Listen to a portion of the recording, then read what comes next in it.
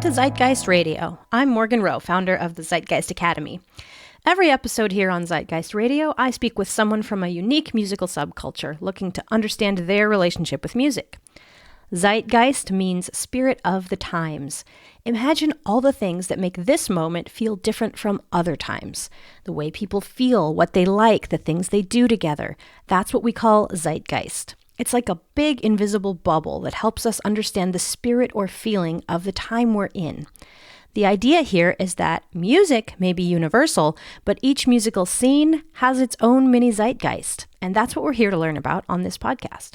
But before we begin, head over to zeitgeistacademy.com/radio and put in your email address. I send a weekly newsletter with backgrounds and stories about our awesome guests, cool musical facts, and ways you can get involved if you love music and want to do more than just listen to a podcast. That's zeitgeist academy.com. My guest today is Thor Larson, a singer and stage manager in San Luis Obispo, California. Thor, welcome to Zeitgeist Radio.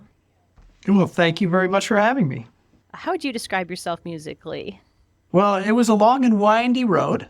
As a young person, I took the obligatory piano classes, and a lot of that was so that my mom and the piano teacher would have some time to chat. She lived up the road, and I would dink on the piano, and they would talk, and it was a good time. And this is sort of the weekly neighborhood gathering there between them.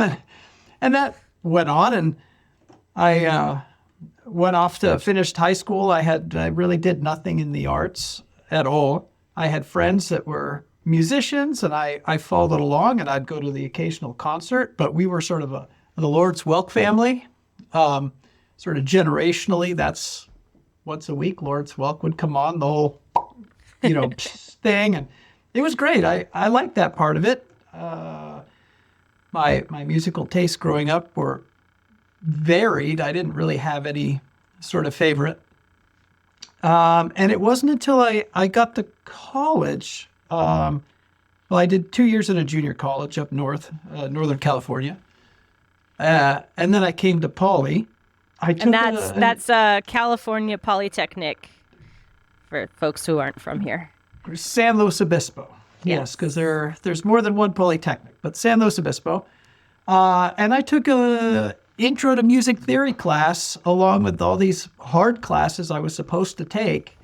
And I was, at the time, an engineering major, and I had a rotten quarter. It was my first quarter down, and it was awful. It was just, it didn't go the way I thought college was supposed to go. And I was very excited to be there, and probably...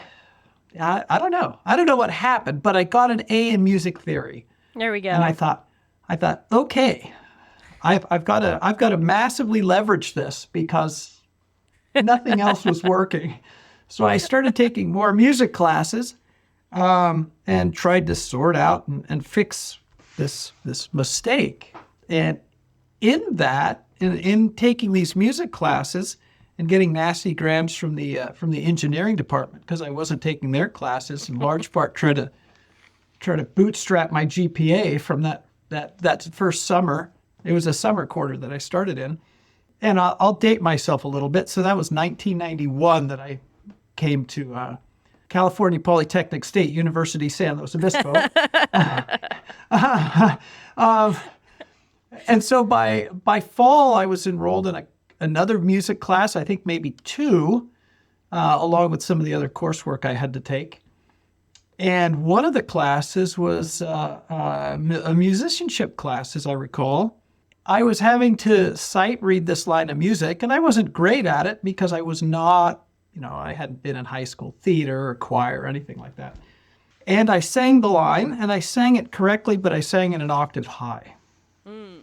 And the instructor at the time was the band conductor from the university. And he said, "Hold on, time out." And he ran out the door and he ran down the hall. I could hear him yelling. Everybody in class didn't know what was going on. And he said, "Tom, I found a tenor."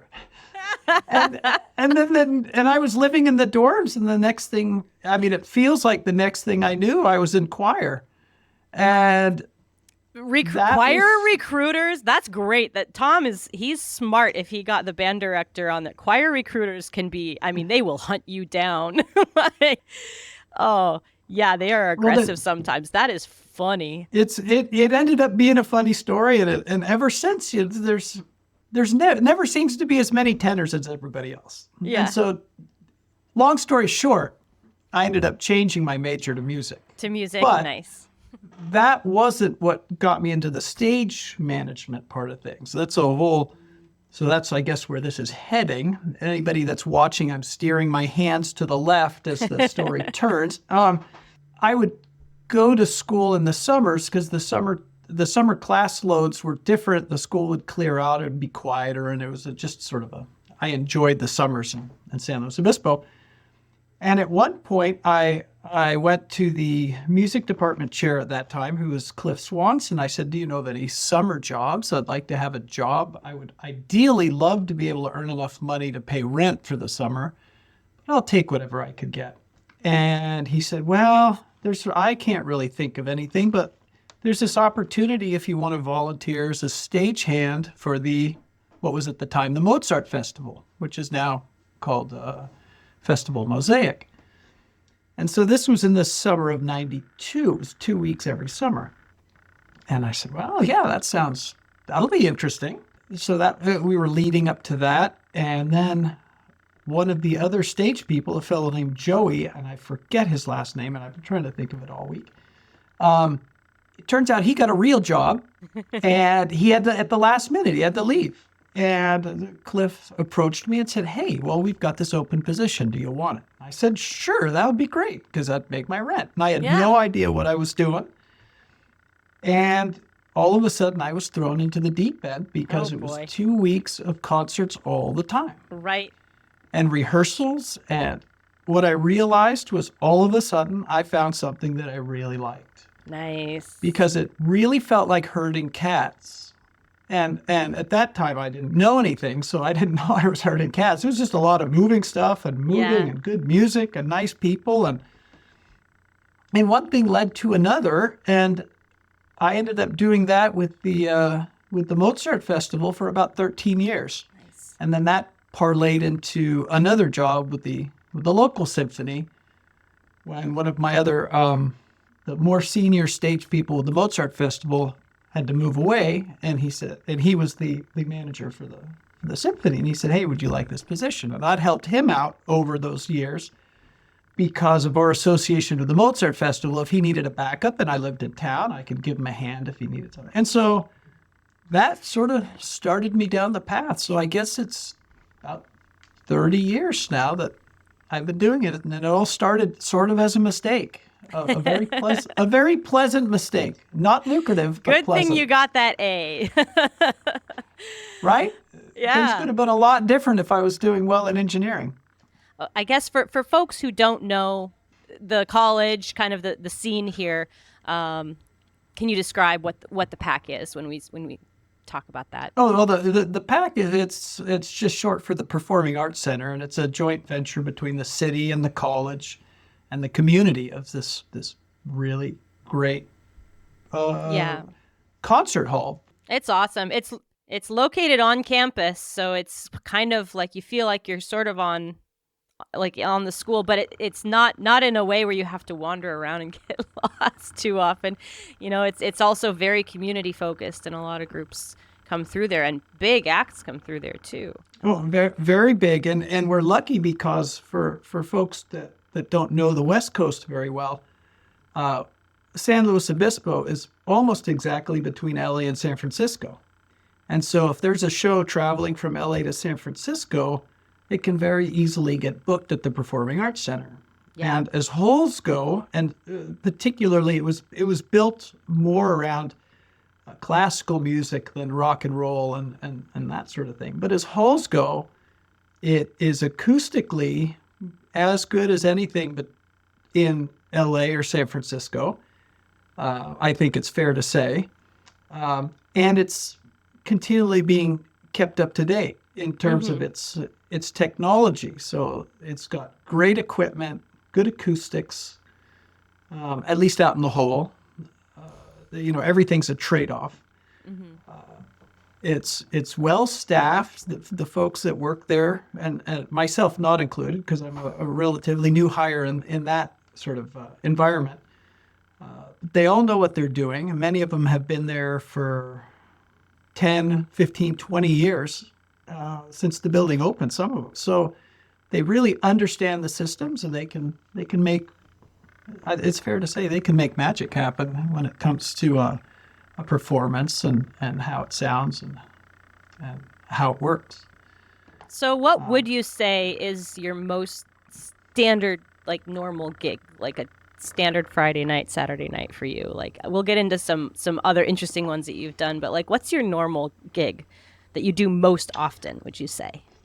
Well, my area where I have over time garnered expertise is in the area of sort of the classical venue, classical orchestra setup, and with choirs in the choir domain. And there are differences. So prior to the Performing Arts Center, we were setting up in various local churches and so forth. So it was off-site, and you would have to bring everything with you. So we're spoiled with the Performing Arts Center. They have really nice chairs. They've got all the music stands. They have certain instruments. We get instruments from the college. But in this discussion, I will be talking mostly looking at it from the standpoint of setup for a symphony or a small chamber group, or in the case of what you and I are involved in, the master chorale, a vocal group that is also tied to a modestly sized orchestra. I think it's fair to say that. It's not symphony sized, but modestly sized, and can deal from sort of Baroque onward type music. Yeah. And some contemporary stuff, which we've done in the past. So looking at it that way, my normal, a normal concert with the symphony, there's typical and typical is what I put down for myself. And that is, while two concerts might look basically the same to the audience, they can be very different with how they're put together on the stage. And sometimes they even look the same on the stage, but the reason for it is different. And I don't. Okay, it's so interesting. What does that mean? It can be very nuanced. So if we have a Saturday concert on a given concert week, the real prep starts probably 3 to 4 weeks out. The symphony, we start having meetings and figuring out, this is kind of the rough thing, and is there anything that may be not normal? Is it going to be a concerto? Is it going to what's the instrumentation if there's a soloist? It's a solo flute concerto is a lot different than a stand-up bass concerto. Even though the physics of the thing is sort of the same. There's a person standing there and the stage is set up, but you've got other elements to think about. How big's the orchestra? So from where I'm not worried. 3 to 4 weeks out, I'm just listening, and I may have an occasional question. But it's not till about maybe 2.5 weeks or so I start to think, okay, now I need to really know more. The other part's the business part that the symphony office takes care of, and I'm honestly not too interested in that. Yeah. I don't worry about the budget because I don't have a budget. So I don't, in marketing, that's just not the part of this domain that I'm interested in. Yeah.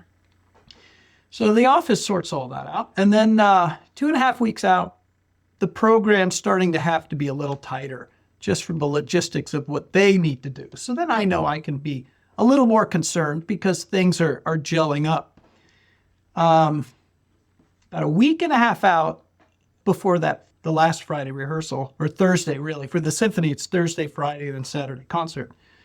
I've got to really start, maybe have some drawings of what I want the stage to look like. I've got a pretty certain idea of what the count is.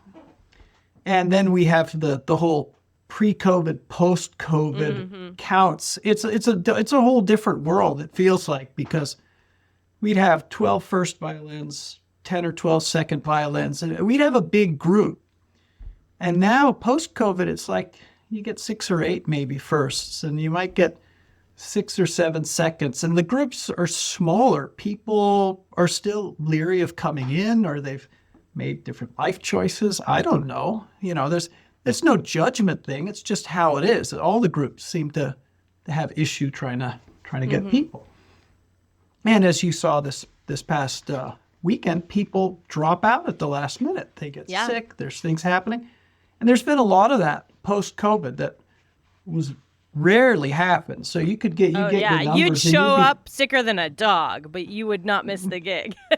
You wouldn't miss the gig. And so from where I was, I'd get those numbers and I'd be, okay, we got 12 of this, 11 of that, 4 bases. And you just sort of know, in my head, I could map it out and go, okay, this will fit, or this is going to be tight, or whatever, knowing the space. And so in this case, for argument's sake, I'm going to say the pack, because those dimensions are pretty good in my head.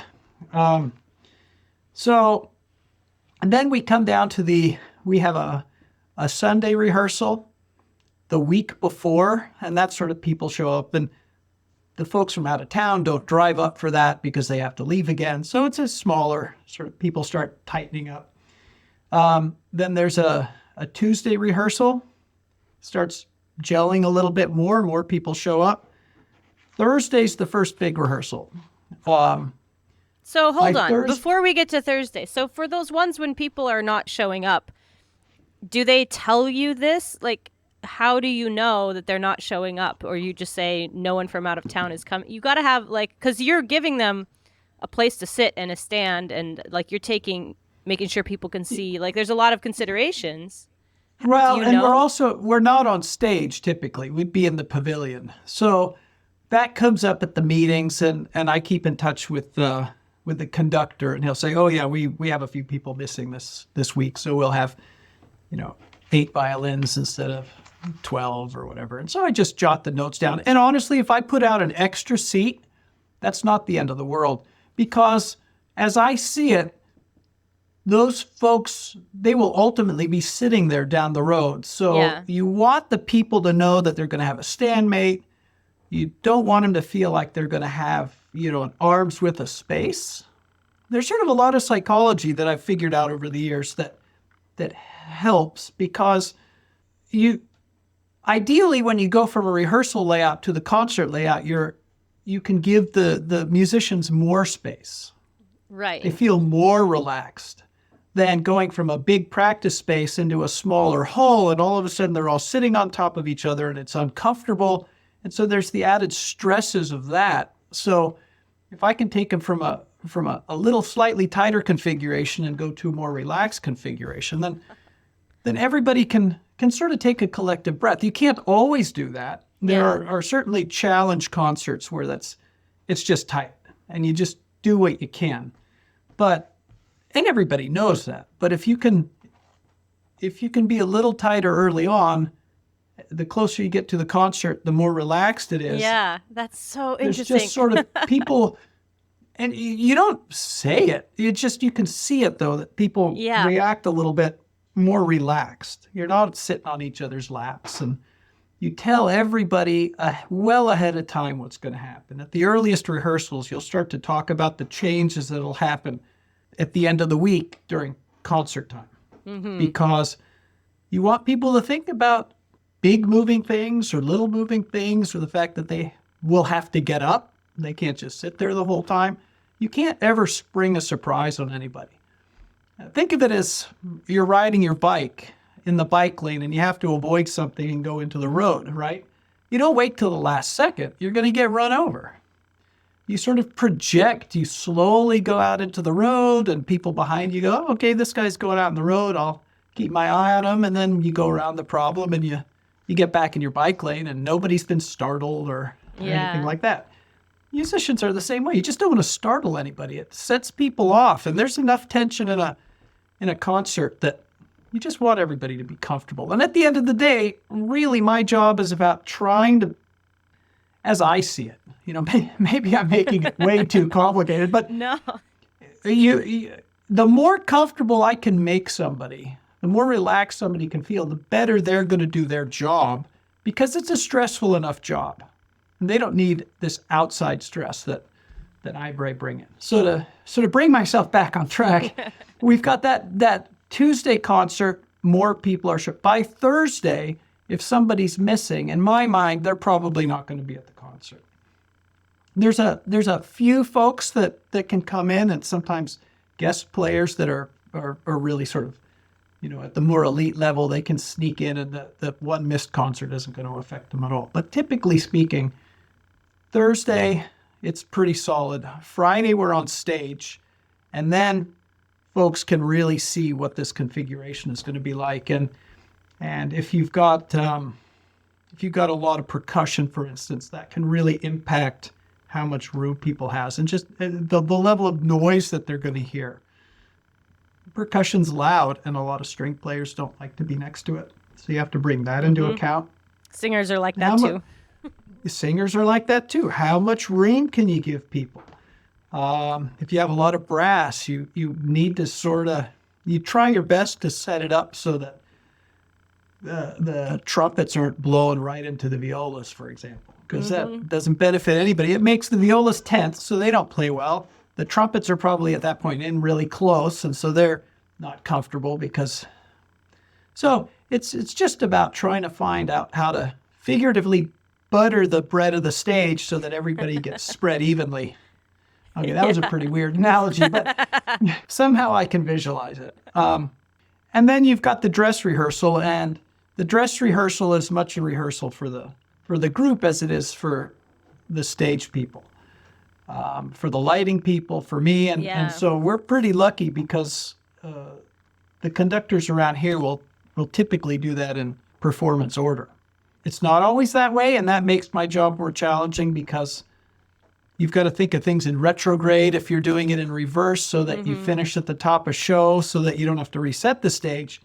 It also means the stuff you're taking off is really the stuff you're putting on, and it makes the math a little bit more complicated if you want to make it run smoothly. So if I have a choice, I like to be on the receiving end of a program order dress rehearsal. That makes me feel very relaxed because I'm always nervous anyways. But then I feel like I have a better understanding. Yeah. It's kind of like a dance, right? It's sort of a little ballet from the standpoint of the stage folks.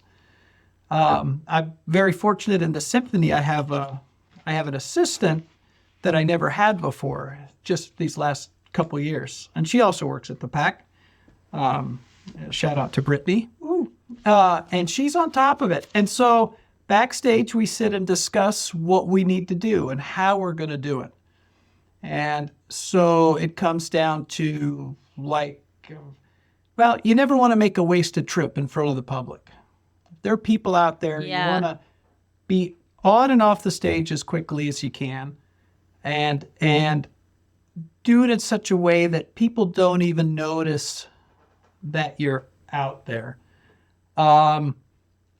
So maybe they go and they turn their head and talk to the person in the seat next to them, and when they look up, whatever it was that was supposed to be done is already done. No noise, no fuss. It's just, and that is my perpetual goal, is to be like a ninja and to come out there and manage the stuff and do what needs to be done, no matter how complicated it is, to improve from the dress rehearsal to the concert and be on and off the stage and just let the music do the talking.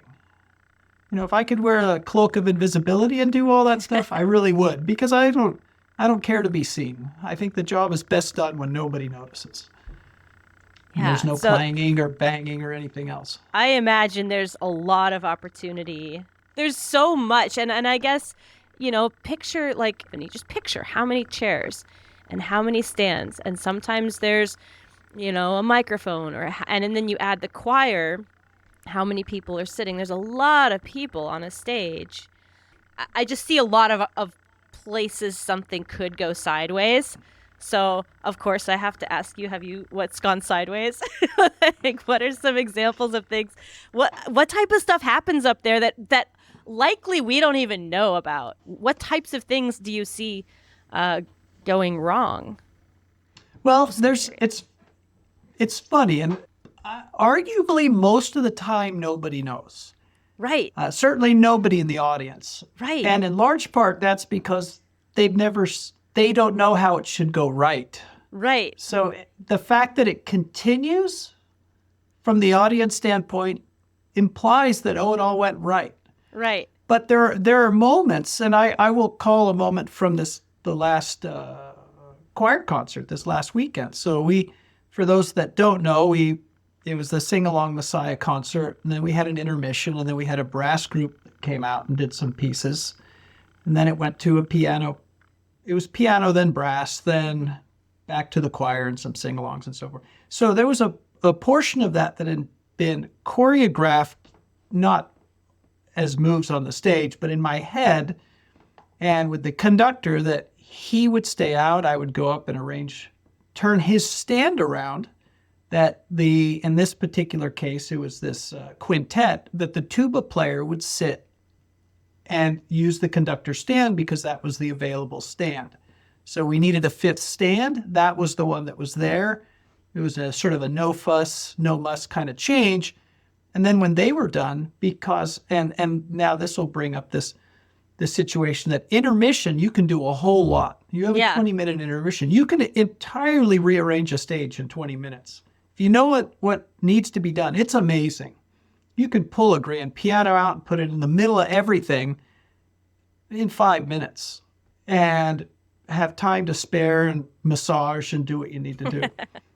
The idea that when you're between pieces in the same half of the show to make a change Right. is much, because then everybody's watching. Everybody's watching. And it's hard to be a ninja. It's hard to be a ninja. And on top of that, it breaks the flow. Often, the music directors will put pieces together so that they flow nicely.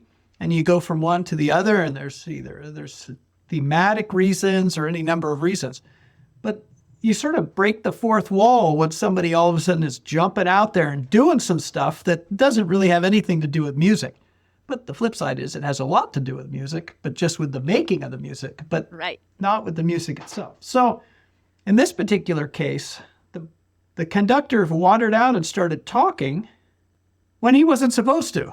And so, and on top of that, he had left his music and his baton on the stage on his stand.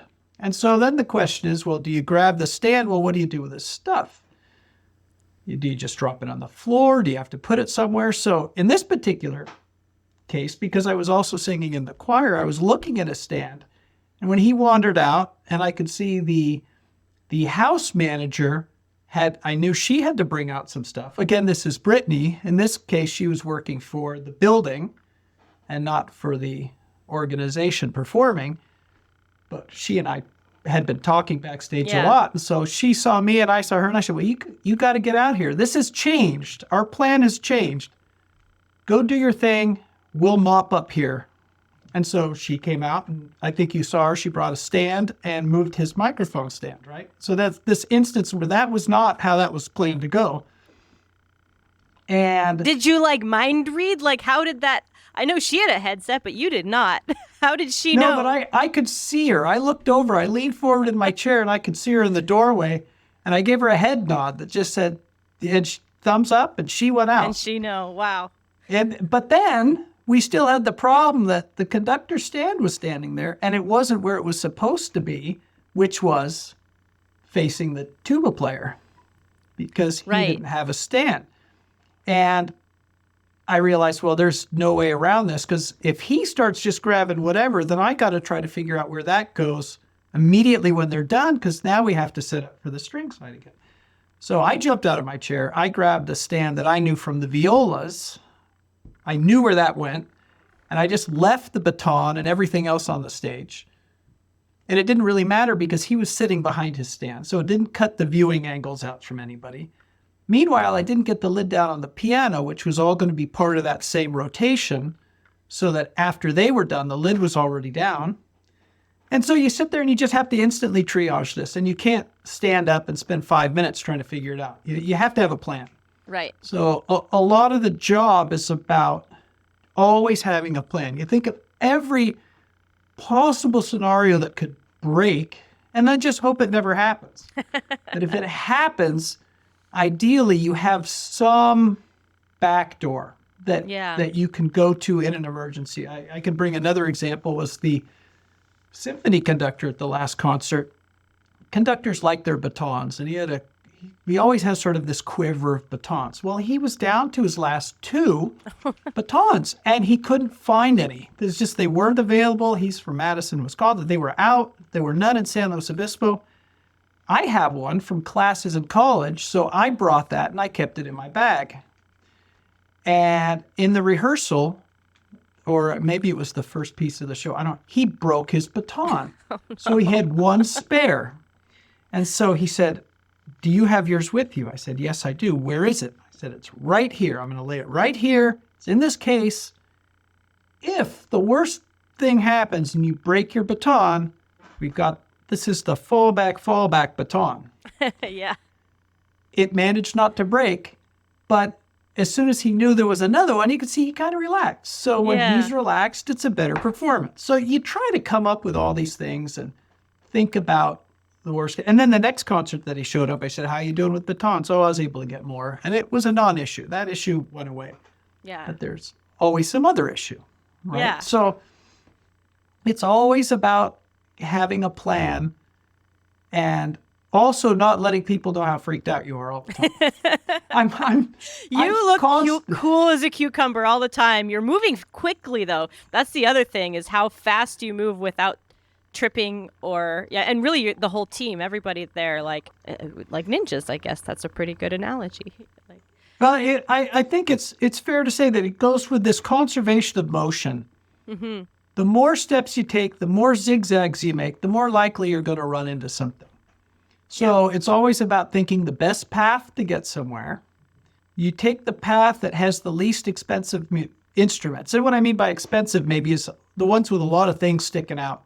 Violins are kind of bad because the violin players have their bow, and the bow is sometimes hooked over a finger. It goes up one way or the other, and they're very easy to sort of snag on, and many of them cost more than your car. So you've got these issues and that's just the bow. A few concerts ago, somebody had a $40,000 backup bow.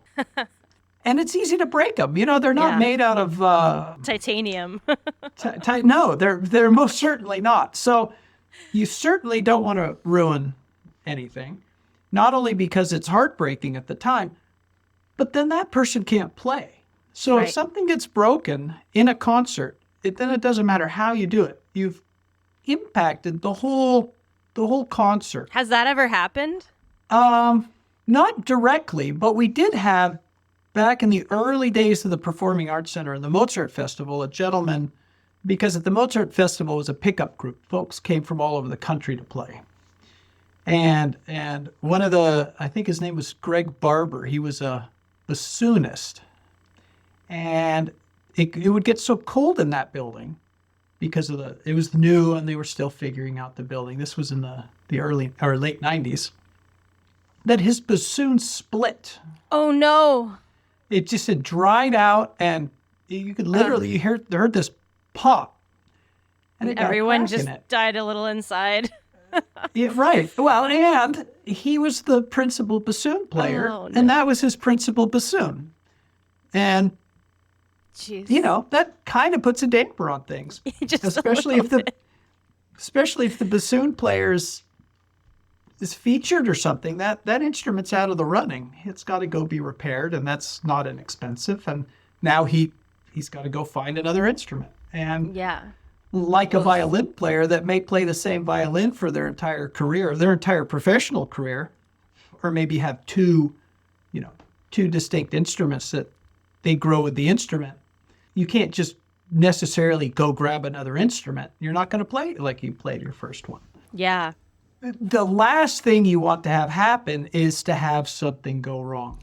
So I can say, knock wood. And that gamut is crazy. Like to have, like, on the one hand, you have a bassoon, like an instrument breaking, and then on the other hand, you have, someone leaves their music on the stage, and that's a very big range of things that could happen. Well, at the choir concert, a gentleman came up and he said, "I packed two instruments to bring with me. I only decided at the last minute I only needed one. I came up here, all my music was in my other case, and that's LA. So he said, what can I do? And I said, well, I don't know. Initially, you kind of want to say, well, not my problem. Right. You know, Right. you're a professional. But the reality is, it is my problem because we want a smooth running show. So Right. between Brittany and I, we were able to sort out not only, so he had a PDF of the music, but we were in the building on state machines that are imaged that may or may not connect to a printer. So maybe if I'd had my laptop with me, which I didn't, I could have just done something. But so we've got a rehearsal starting in 10 minutes, and this gentleman has no music. And how do we well, in the end, this time we made it happen. And he had his music all on paper and ready to go. But, in that period, we had other things we were thinking about too, right? Right, And so right. that comes to some other questions here that we'll get to. But it adds a layer of this complexity, and depending on the group and depending on the year, like now with the symphony, there are two of us, which is fantastic. For 20 years, it was just me, and I would just show up. Right. And I didn't have a backup. And so when that happens, what it ends up being is it's a one-to-many relationship. There's One of Thor, me, many musicians. and there can be 80, we've had 80 or more musicians. And with every musician comes a chair and a stand, right? So now you're looking at like 160 items just there. 160 items. And then you've got music and you've got lighting and depending on if you're in the venue or in another venue, if you're going up to San Miguel in a church space that you don't own and you're just lucky to use, that is a fantastic hall, but it's cobbled floors and it's cold. And then you've got this, it's a whole nother series of elements that come in. So it leads to this etiquette. It's a one-to-many scenario. If somebody has a squeaky chair versus somebody that lost their music versus somebody that needs to use the restroom because we're 5 minutes before rehearsal, you have to triage all these problems. Right. And they're not really, honestly, they're not the same. There's a Right. weight in those problems. Well, that's exactly. You probably are good at prioritizing very, very quickly. I don't know if it's prioritizing. Sometimes it's just, well, okay, ultimately it would be prioritizing, I suppose. But in my mind, it's just a logical flow that if somebody doesn't have their music and somebody's complaining about a squeaking chair, the squeaking chair waits. Right. That's not even a Right. that's a non-starter. Right. If somebody's shoe breaks, right? Let's think of something that this hasn't happened that I can think of in this case. It's happened elsewhere. But if somebody's shoe breaks, they're not going to play well, right? So, okay, you've got to deal with a shoe, but a shoe's not a 2-minute fix. Right. It could be a 5-minute fix, and you've got 4 minutes, and all you've got is a pocket knife, right? Or, so you've got to MacGyver this stuff because you don't walk around with tools all day. You also have to look professional in the job. So it's really about triaging the problems. And sometimes I think that from the etiquette standpoint is that people have to recognize that initially when everybody's all worked up, like this poor musician who had left their music, Yeah. it becomes my problem because it's part of the show, Yeah. but it's not my fault that they left their music, Right. right? And so they have to understand that there are other things going on. We're going to do our best, Right. but it's really not on us. Right. And this wasn't the case in this particular instance, but just sort of breaking down sort of the flow of things, the etiquette part is sometimes somebody's personal problem isn't an operational problem. Yeah. They just sort of have to sit back and go, maybe I can fix this chair myself. Right. Right. Or if it's a little wiggly woggly, move it an inch to the left and maybe the wiggly woggly goes away. I may not have to spend time with that.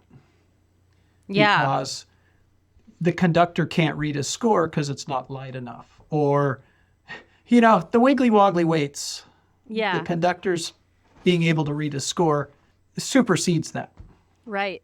It's hard to pop up a really good example. So some of these examples might be a little weird, but hopefully the difference in the weight of the problem is evident in the explanation, if that makes sense. Certainly is to me. Yeah. And I'm surprised that, and again, this is why this is so interesting. I'm surprised just the stuff that you've shared, just some of these examples.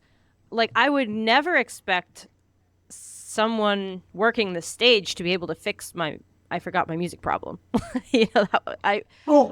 But if you've got a problem, I guess you're just looking for anybody at all who can help you solve it. And the fact that you were able to make it work.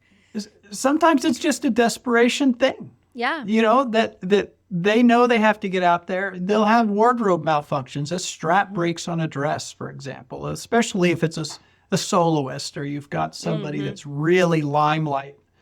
They can't afford to sit, in the second row of seconds and be hidden away in the crowd. They're up there, and if something isn't right, you've got to fix it.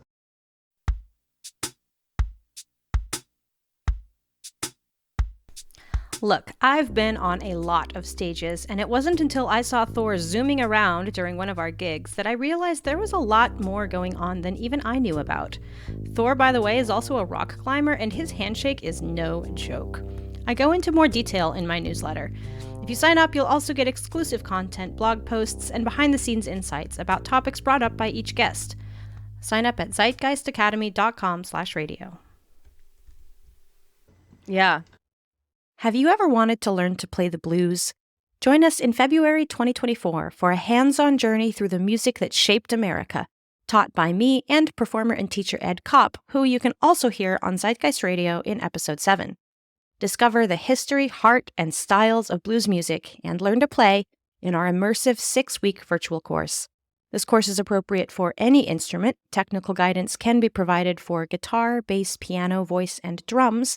However, we've been able to accommodate other instruments if you have knowledge of your instrument and playing basic scales. Learn to jam and solo while also immersing in the rich blues history and a great soundtrack. Learn more at zeitgeistacademy.com. Going back to the etiquette thing, part of what interested me here as well, I've been in many, many, many choral organizations. Almost all of my stage performing experience has been in a choir. And especially on the large stages. And I've noticed that the more professional the group, the more there really does seem to be this aura of etiquette and a strictness of etiquette that kind of across the whole organization. And I guess when I say etiquette, what I mean is there's a lot of rules, like unspoken rules, especially for choral singers. I would say probably, in Portland, one example is when we would perform with the Oregon Symphony, we weren't even allowed to talk to the musicians. Like, we couldn't be in the same area as the musicians. We were kept completely segregated in a literally like upstairs green room. And we were told you are not to, we weren't told not to talk to them, but we were told not to mingle with, not to spend time with them. And I think the fear was that someone would trip and snap a bow or, somehow damage an instrument. I absolutely never was on the stage. The choir loft was a little bit separate up there, but just, I think they took all of these little, when you say that you have to think through all the problems, they took that seriously, including behavior of, a community. It was a very good group, but they're not paid, it's not a professional ensemble. So that was maybe a little extreme, but on the other side, the gigs I've done with more community orchestras, people are maybe mingling a little bit more and talking and wandering around on the stage. They have more access. But part of it is around, like, you started this whole thing by saying herding cats. And I think that's like spot on with how cat herder do you get? And which side of those two extremes would you lean more towards preferring? Well, that's pretty insightful. I think that San Luis Obispo is not a union orchestra, for example, and that makes a big difference because Sure. a union group can really set some strict rules and say Yeah. this is what's going to happen, and we're not going to play if that choir comes out on our stage. That makes sense. For any number, from insurance to anything else. But this organization isn't that way. And also in this group, both from the choir and the orchestra, there are stakeholders in the building. A lot of them were donors to the building. And so I think you have a bit of entitlement that happens. And so people feel like they can. Sometimes I'm shocked that somebody will walk down off the and it's a handful of people. It's never a surprise, but I'm always shocked that somebody will come down off the risers and play the piano, for example. Oh. It's been tuned for the concert, and it drives me crazy. Yeah. No way. I've got to straddle the fence, and there are certain times where I'll just say, is that yours? No. Just because you can't be snippy snappy because it's a small community. But at the same time, and I was never good at this until and I don't know that it's something to be good at, but I never asserted myself until maybe the last few years where I'm changing my view a little bit, that I kind of feel that it gets in the way. The risks, and maybe it's a maturity thing on my part. I've gotten older and I've realized that these risks exist, and I'm maybe not as cavalier as I used to be. And so I will ask people just to leave the stage. This is not their time to be on the stage. And in fact, sometimes I do it as I'm setting the stage up. If I'm there, and this comes to another question, what's my typical day like? Yeah. If I'm there 2 hours early to start, or an hour and a half before everybody shows up to get things done, and some stray musician decides they didn't have anything else to do and they plop themselves down on the stage, before I'd work around them, now I ask them to leave. Yeah. Because that's kind of my time. Yeah. And it gives You don't interrupt their practice time.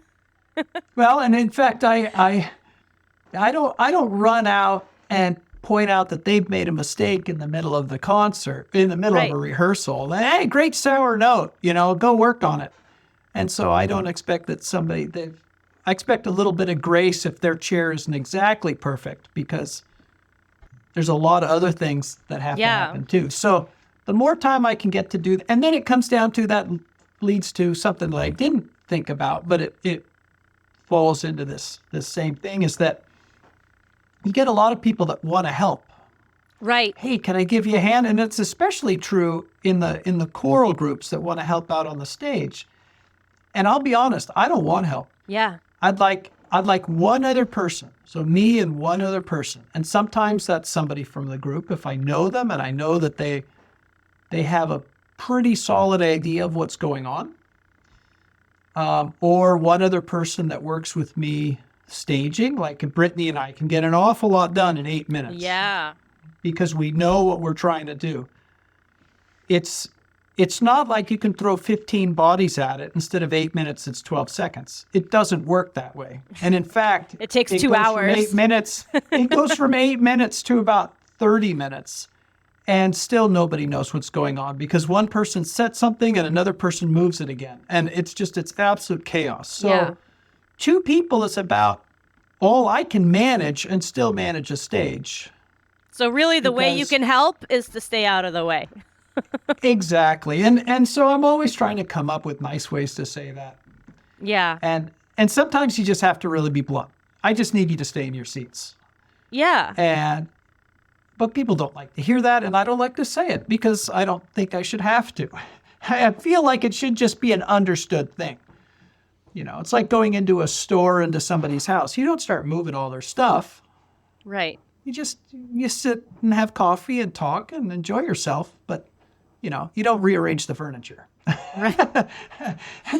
Unless you're you, because again, I sing with you in the choir, and so you're performing and you're resetting the stage, so you get to do that. I do get to do that in that choir setting. How do you have the brains for that? Like, all I can think about is the performance. And you're everywhere, and you're managing so many. I mean, you were even just sharing earlier about noticing the fact that the conductor left his music. Like, you're paying attention to so many things. What is that like? That seems like a lot. Well, and then there's the video cameras, which I won't get into. That typically there's 1 or 2 or 3 of those out in the hall that I have to make sure are on and then turn off again, and that they actually do come on. And there's some automated things that are supposed to happen, and so you worry about that too. Yeah. But I was thinking about that earlier today, like as I was writing. So to fair notice, we did have a broad brushstroke of questions, and I thought to warm up my brain, I sat and wrote out answers to these, which I'm peeking at a few of them, but it sort of brought me into the space that normally happens kind of automatically. And so in the choir, while I'm singing a piece, I'm not really worried about what's going on. But as we near the end of a particular piece, Yeah. sometimes the last couple measures, I've got to start thinking about what's going to happen. So I had told the 2 folks in front of me that when we finish this piece, I've got to step through you guys, and I'm not going to surprise you. So this is when it's going to happen. And I'll give you a tap on the shoulder that I'm going to come through so I don't, kneecap you in the back of the head or something, because we're on risers. And then I got to go do my thing. And then I try to get back up on stage as smoothly as I can, because it's sort of, that's where everybody can see is all of a sudden this person has left the choir and then they're coming back. What's going on? So there's this element that something's going to happen, but in the middle of the piece, it's rare that I worry about it. When I'm singing the piece, and I'm fully involved in the piece. But Until the last few measures. Until the last few measures. And if it's just going from one to the next, I don't worry about it. The first half of the concert, I didn't have to do anything. I knew everything that was going to happen. And so I could just sit there and enjoy it. The second half was a little more tense because of these things in this particular concert. Other concerts, they go very smoothly. And some concerts, when we were doing some of the post-COVID stuff, we had several concerts where, so I do a post-production of the concert for archival purposes for the director. Post-COVID, one of the concerts, I had 9 cameras out. So I had 9 cameras running, in addition to coordinating with the recording staff in the building. So we had 12 or 13 mics recording. And trying to do that as well as move things and not knock cameras over. And many of them were set up right in the middle of the stage, trying to put them in places that weren't going to be disruptive. Meanwhile, knowing that, I have to move a piano and I can't run over these wires. I can't do this. I can't do that. So it ends up being a lot. Thankfully, we've gotten away from that. We're far enough past COVID that the video isn't as important anymore. It was important when people couldn't get to the show.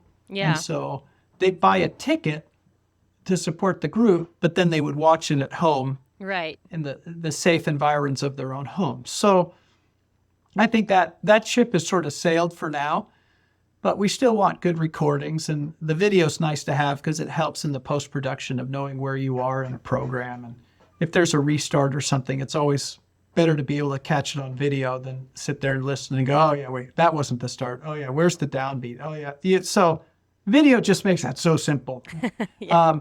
So it's worth a little extra stress for that. But I know how I am. And if I just sat there the whole time and didn't think about other things, I think I'd miss a lot of just of the singing cues. My mind would start to drift. Yeah. And so I can sort of keep my mind revved up. So your brain is always going. It's always going. It's always going. And on the outside, I may look relaxed, but on the inside, a couple times I've started my workout watch and recorded an entire concert where I'm doing all the work.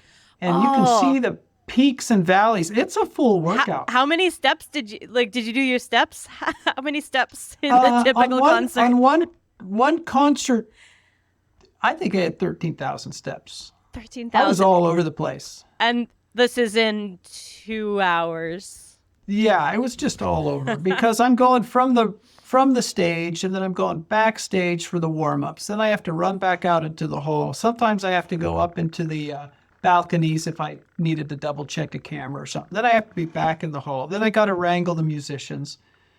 Then I have to get in line to get in the choir. Then at intermission, you're moving all the stuff, and depending on how big a change it is, there's a lot going on there. And then it's always running back and forth. And I personally don't like people backstage when I'm in charge because it's dark. Right. And again, people can get hurt. So I try to be a good example. So I will run around the outside of the stage because if it's good enough for me, it should be good enough for everybody else. So, that's extra steps. And I'm not meandering by any stretch of the imagination. Right. Sometimes I've really got to book it if there's a lot going on. So it's kind of who I was discussing it with somebody the other day. It's a bit like being in a biathlon because you'll get yourself all revved up and really good and sweaty, and then you've got to shoot the gun. Oh yeah. You've got to lower your pulse, slow your breathing, because when the downbeat comes, when it's our turn to sing, I can't be all huffing and puffing. It doesn't work that way. Yeah. So it's kind of exciting. I find it to be very exciting. It should be an Olympic sport. If they can do breakdancing, I don't know why they can't do this. Stage management. I love that. What's something the general public may not know about stage setup? Other than the obvious things, right? Like putting out the chairs. Because like I said before, you go from concert to concert, it all looks roughly the same to the untrained eye, to the sort of the regular concert goer. But I think the trick is that you really have to figure out the space for a given performance. And there's little nuances with every space. And then you've got issues about sight lines and setting up people. So it's not just they're all sitting there playing, but you've got to remember that you can't put anybody behind the timpani. Well, why can't it? Because timpanists stand up. And so you've got to arrange things so that the timpanist isn't in front of the brass, for instance, even if they're playing together. So you've got to make that space. There's a lot of, the other thing that they may not know is how much preparation goes into it. On the stage management end, of course, there's a lot more that goes into it from the standpoint of signing the artists and getting people. That's a whole nother world. Yeah. And I keep myself out of it. Yeah. I've had a few opportunities, and that's not my thing. That's a lot of paperwork and dealing with the nuances that in my case I don't find terribly interesting. But again, fitting people or mundane things, like if you have a piano concerto, it's best to set the stage, no pun intended, for the piano coming out. Mm-hmm. So in the first half, you can't have everybody downstage knowing you're going to roll a piano out, because then you literally have to move everything. And it's everything. So you preemptively set the stage, so maybe you only have to move one row of a double row of chairs to accomplish the same job. Or like we had a harp concerto. Well, harps are kind of big and they're heavy and they're very expensive. And so how do you mitigate the risk in moving that? And normally the artist moves it. But we had a concert a few back where I asked the artist, so when are you going to bring the harp out? No, you're bringing the harp out. I said, what do you mean I'm bringing the harp out? No, I trust you, Thor. I want you to take the harp out. Here, sign this waiver. It wasn't even like that. They just wanted me to take. I have a very strict policy of I won't touch an instrument. If somebody leaves an instrument on a chair and I have to make a change, I stop. I have to go find that musician because I don't know anything about that instrument. It's not mine to touch. Right. And that would be the one time that some happenstance, who knows, there might be a part on the instrument that just would break anyways. Right. It would be the one time, and then it's my fault. So, but if somebody asks me, they ask me, hey, I need you to hold this. I'm going out in 3 minutes. I really have to go to the bathroom. You hold the instrument. Mm-hmm. I had somebody hand me a Stradivarius. He said, I'll be right back. And I said, I will be exactly on this spot. And I stood there as long as it took, and everything else had to wait. Somebody came up and asked a question. I said, I'm sorry. I can't move right now. No, you cannot. I wasn't. And so that sort of goes into that. Those are the things that people don't see. Yeah. That you've planned out, the next steps, and then somebody does that, and you've got to just put all of that on hold, which is fine. You can't let it stress you out because now this is the new situation. But then you've got to figure out smooth shortcuts or find somebody else that can do what you were going to do and explain it in such a way that it makes sense, because you can't just send somebody like a bull in a china shop. You've got to say, I need this out there. You have to take it this way and face it this way, waist high. And you have to be very explicit. I mean, people aren't idiots. They can do it if you explain it really well. Right. Right? Right. But I'd rather do that than stand there and wait for the artist to come back and then run out, because then I'm in a hurry. Right. And so then that makes even more problems. So that's the stuff that the audience doesn't see, the things that happen back, trying to find a musician that decides that they just go on a walk because they like the building, and they're on in 30 seconds, and where are they? I see their instrument sitting there, but they're not around, or they're nervous, or they're not feeling well, or, I mean, it's all happened, and it's wild. And then if they're stressed, you talk them down, and you make them feel good, so when they go out, some music, my hand's still clenched talking about that violin. That was a very stressful day. That sounds so stressful. It was very stressful. I mean, I was honored that he had no issue with it. But at the same time, at the moment when it's a stressful time already, things like that can really, really ratchet it up. Yeah. Well, now you can say you've held a Stradivarius. That's very cool. I have. I'm sure this is a bit atypical if you were to go down to LA. I don't take myself too seriously. I take the job seriously, but I don't take myself too seriously. And I think that helps. That brings me personal sanity. Yeah. I put my pants on like everybody else does, and we're all doing our best. We're all rowing the boat in the same direction. At the end of the day, I want a really good performance. Because maybe I can visualize that by saying I want to hear a really good performance backstage. Yeah. Because I enjoy the music, and it's certainly you don't do this for the money, because there really isn't much. Yeah. So you do it for these other things, and part of that is if I do my job right, and they do their job right, it ends up being a really fantastic thing. And it's kind of like when you sing in the choir. When everybody does their homework, you get so much more than any one individual. Yeah. Right? Yeah, absolutely. You get those overtones when they belong, and you get that feeling that you're in the stereo, right? You're sitting inside of the stereo, listening to this performance, rather than just sitting in an easy chair.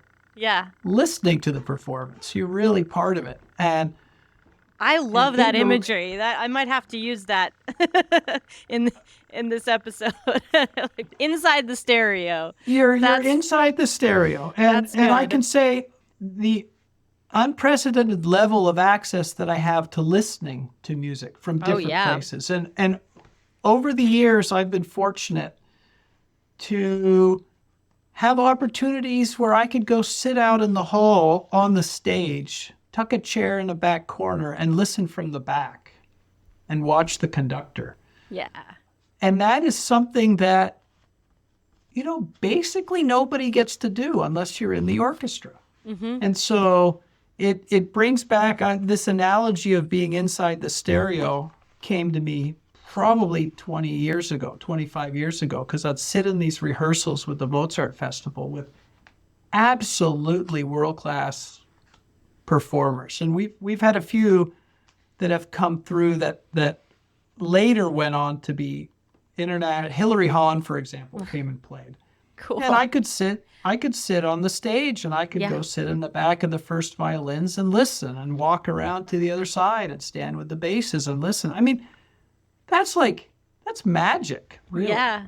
Yeah. And And that to me is that whole inside the stereo business, is that when you can sit there and hear it that way versus just in a chair. I mean, it sounds great. It's out in the literally hall. I'm not priceless. gonna- No, but there's no ticket you can buy that would give that experience. Like, There is no ticket. So when I took it upon myself when COVID happened and nobody could perform, and the symphony had very limited ability to give performances because you couldn't put anybody in the building, we were able to get some limited time in the hall with really tight spacing regulations. So this was those couple of years in there was a whole different world.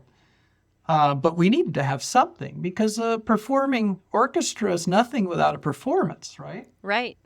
And so there were instances where I would go out and I would record people outdoor, and we'd put together, I think every month and a half, we'd do about an hour and a half movie that was in a drive-in. So we'd show it, project it, and then cars could pull up and they'd tune their radio to it and get to listen. But I realized, and that's what got me on this kick with all these cameras, is I would put cameras all over the orchestra. And if we had a piano soloist, you'd have a camera right down on the keyboard, looking along his fingers, right? Yeah. And then you'd have, if there was a harp player, you'd have a camera just looking at them from an angle that you knew nobody will ever get to sit in. Right. I had cameras aimed at the conductor.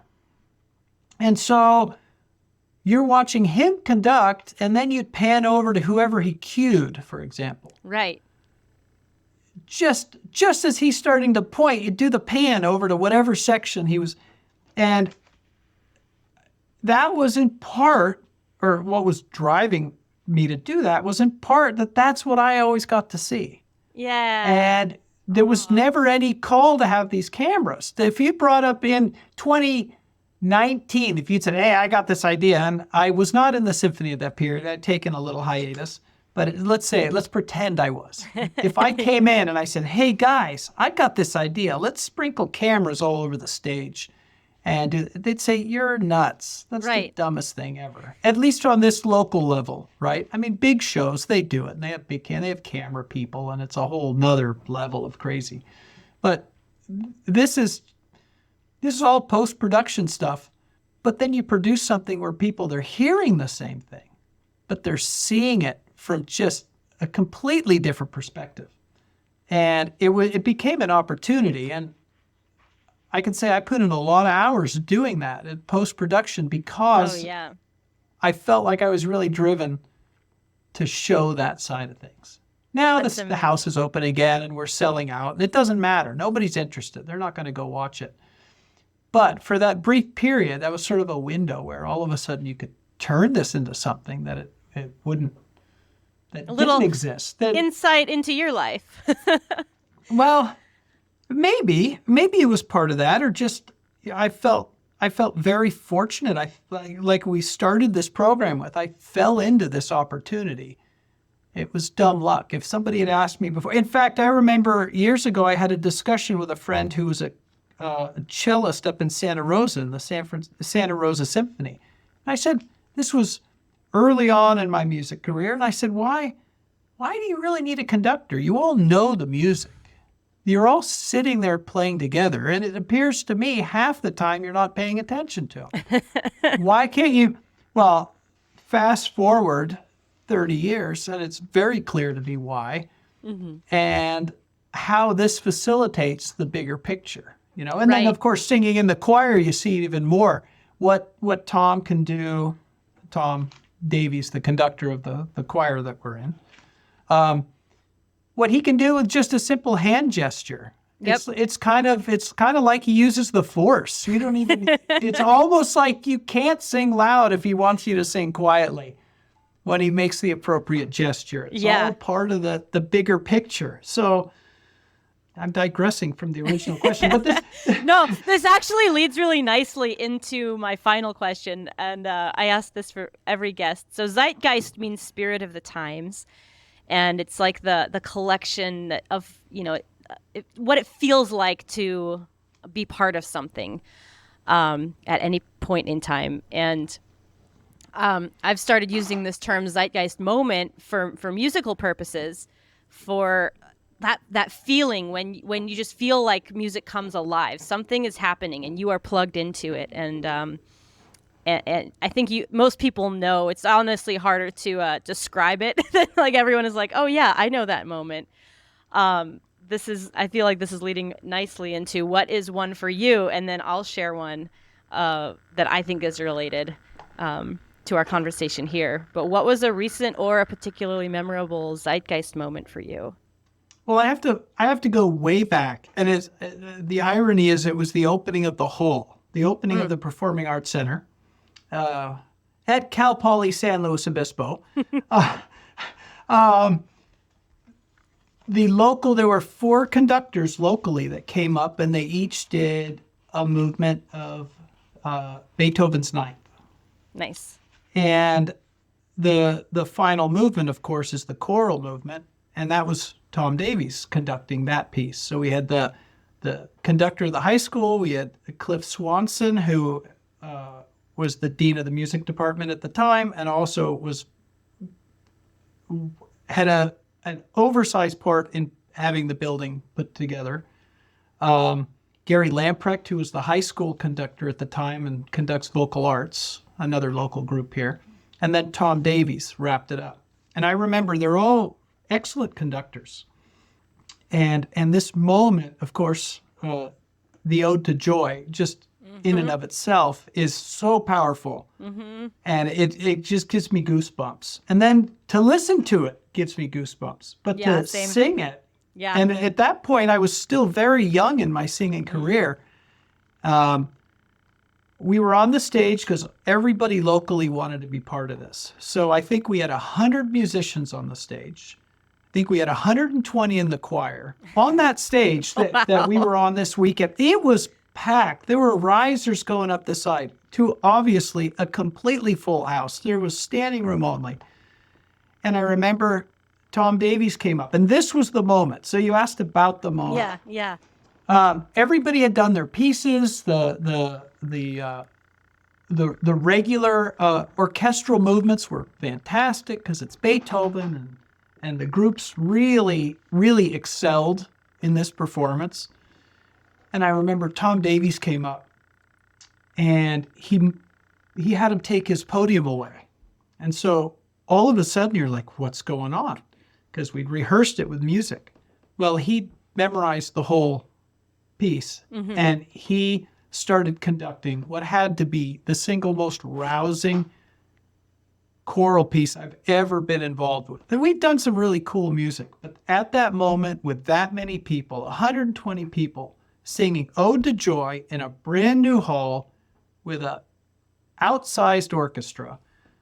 I mean, it was really something. That sounds amazing. Just thinking about it now kind of makes me a little bit sort of wiggly because it was such a big event. And it was at that moment, like, and I don't even remember what I had to do with the stage at that point. I don't even know how involved I was. I parked cars. I did some other stuff with the bill. It was a big event. But I just remember that. I mean, that overshadows everything. And that moment where he took his podium and he said, take this away. I don't want it.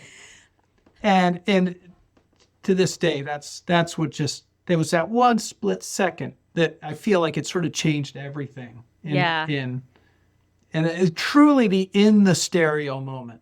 That yes. It was just, it was like that, what was it, the old Memorex poster with the guy on the sofa with his hair? Is it live or is it Memorex? Kind of, that's what it was like. It was just so much. It was so much everywhere all the time for, what was that, 12 minutes or 15 minutes or whatever. So there you go. It was a really long explanation to a simple question, but it needed a little bit of lead in because it still gives me goosebumps and makes me kind of a little bit weepy, really. And I'm not normally a weepy guy. No, that's awesome. I'll share one of mine that it was probably, so for me, it was the first time I really caught a glimpse of levels of professionalism when it came to stage.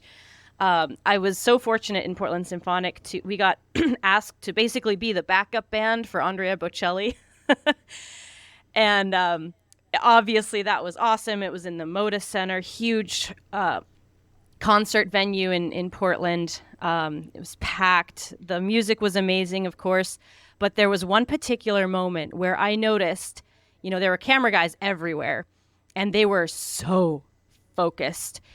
And there was one moment where I noticed that the camera person had an entire dedicated staff member whose job was to mind the cord, the power cord. And they were also laser focused on this cable and winding it, letting it out, bringing it in, letting it out so that camera person could move around without having to worry about stepping on the cable. And that moment, getting on the stage, getting ready for this performance of a lifetime and looking over and seeing that level of attention to detail, it's something that was so outside the realm of what I ever would have thought. Like, I would never have thought. But now, once I saw it, I was like, oh yeah, that probably is an issue. But that moment made an impact on me, just to see like, wow, this can really go a lot farther. And I had never seen that world. I'd been on a lot of stages, but never to that degree. So, that was a memorable moment for me. A good zeitgeist moment where I felt like I plugged into something, a whole new scene that I had not been aware of. I saw Enter Your World, Thor, for the first time. you pulled back the curtain for a moment. Pulled back the curtain, and I was like, whoa, detail, so much detail. Yeah, who thinks of that stuff? Well, you guys do. So, Thor, thank you so much for being on my podcast. This was a whole lot of fun. Well, thank you. This might be the only podcast I'm ever on in my life, so thank you for the opportunity. Thanks for tuning in to this episode of Zeitgeist Radio. If you'd like to take the next step in your musical journey, head over to zeitgeistacademy.com/radio to join my newsletter. Seriously, it's fun and informative, and I never spam or sell your information. That's zeitgeistacademy.com/radio. Music for this episode was created by Ian Boswell. Please hit that subscribe button and tell all your friends you found a cool new podcast. See you next time.